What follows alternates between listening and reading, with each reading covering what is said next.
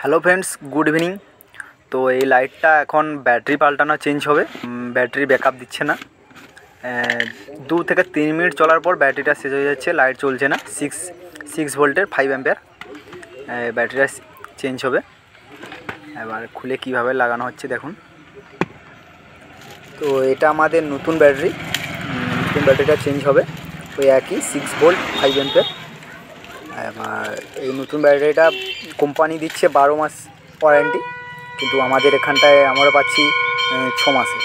তো এটা 6 মাস লিখে দিতে হবে।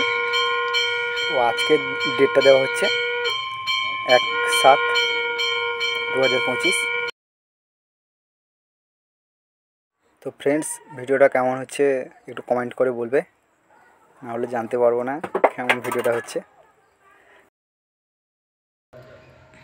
তো আমাদের লেখা কমপ্লিট হয়ে গেছে। এবার কিভাবে কানেকশানটা করতে হয় দেখুন। প্লাস তো প্লাস, লালটা লালেই জুড়বে, আর মাইনাস কালো তো কালোই থাকবে, যেরকমই ছিল সেরকমই থাকবে। এভাবে জুড়ে লাগিয়ে দিতে হবে। প্লাগটা একটু ঢিলা হয়ে গেছে, এবার প্লাগটা একটু ঢিলা হয়ে গেছে, মানে সেখানে যেটা কোম্পানি ছিল, কোম্পানিটা একটু টাইটই থাকতো।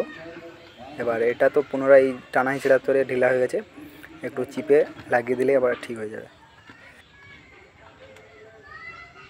তো এটা হাত দিয়ে চিপিয়ে দেওয়া হচ্ছে, দুটো চিপিয়ে লাগিয়ে দেওয়া হবে।